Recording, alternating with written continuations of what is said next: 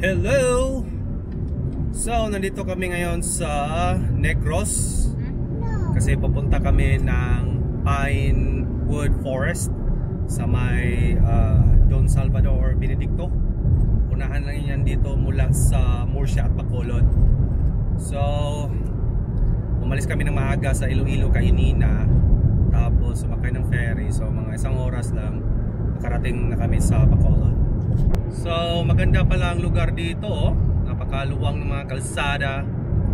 Tapos yung mga bundok napakatataas.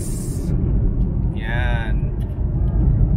Ganda talaga ng terrain dito sa Negros. Parang nasa Texas. Dito namin spend sa Negros ang Holy Week. So, mga 4 na araw kami dito. So, since 4 na araw kami, so unang pupuntahan namin is yung San Carlos. Pero bago kami makarating doon, puntahan muna namin yung Pinewood Forest. Since Holy Week, so, well, ganito naman talaga sa Bacolod or sa Negros. Maluwang yung karsada, tapos konti lang yung mga sasakyan. Mas lalo na ngayon kasi Holy Week. Sobrang init. Ganda talaga ng bundok doon, no? Sobrang taas. Officially summer na talaga kasi tingnan nyo yung mga bundok sa paligid. Yellowish na or brown. So, yung mga damo natutuyo na.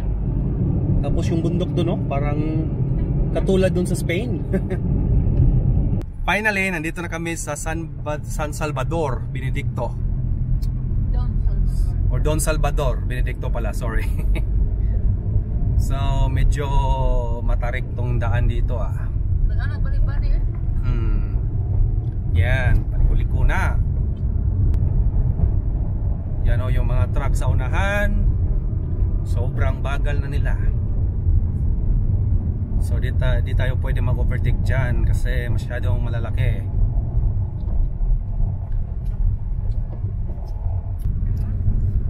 Kailangan namin patayin ang aircon kasi maliit lang ang makina ng kotse ko para makabuelo siya. Pero nakakaakyat naman. Ito lang mga truck is mabagal kasi masyadong puno. Oop. Wow, ito mas ito mas mataas pa to. So, ito yung kalsada sa Google Maps na dadaanan daw namin, oh.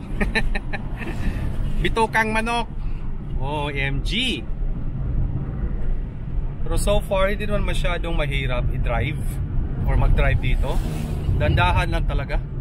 Kasi maraming paliko at pababa. So, kailangan mo talagang mag-engine brake dito. So, gamit yung mga manual na sasakyan. Kasi may engine brake.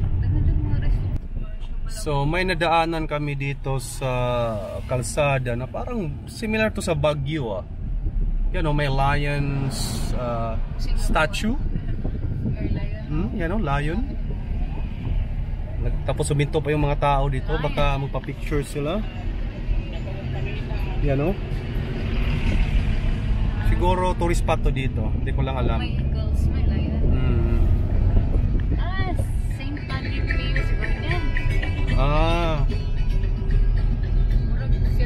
Anong pangalan? Saint Payo. Saint Payos? Garden. So Saint Payos Garden daw yun. Parang similar doon sa Cebu. Yung Sirao. Oh, dumadami na talaga mga pine trees. So this is an indication na palapit na talaga kami. Ayan na, oh. Mga pine trees. Parang sa Bukhari. Baka ito na nga siguro yung lugar. Kasi 220 meters na lang daw eh. Wow, ganda, oh. Mas malaki pa to sa Leon, sa Bukhari. Grabe yung mga pine trees, oh. Nasa gilid lang ng kalsada. Wow, maganda pala dito sa DSB. Dito na kami sa Pinewood Forest. Nasa tabi lang pala siya ng kalsada. May mga nagbebenta ng prutas sa labas. So dito na kami nag-parking. Malapit lang din sa kalsada. So malaki pala sa loob, oh. Para lang siyang garden na nasa gilid ng kalsada. Similar lang siya sa Bukhari, kaso yung sa Bukhari kasi may mataas na bundok doon eh. So nice siya na lugar kasi nasa tabi lang siya ng kalsada, tapos hindi mahirap puntahan. Yan, oh. Ganda ng lugar, oh. Tambay lang sa ilalim ng puno. Nice. Hi Bella. Wala sa mood tong baby ko ngayon, ah. Wala pang ligo si Bella. Time check, 11. Ganda ng lugar, oh. Dami mga prutas dito sa labas, oh. Yan. May mga kamote, pinya. So, bumili sila baby ng prutas. Siyang ipalit. Pineapple. Paratora. Oh. Run! Run! Okay. Okay, so yun yung quick visit namin dito sa Pine Tree Forest. Papunta na kami ng San Carlos kasi yun talaga yung destination namin sa unang araw dito sa Negros. Bye-bye!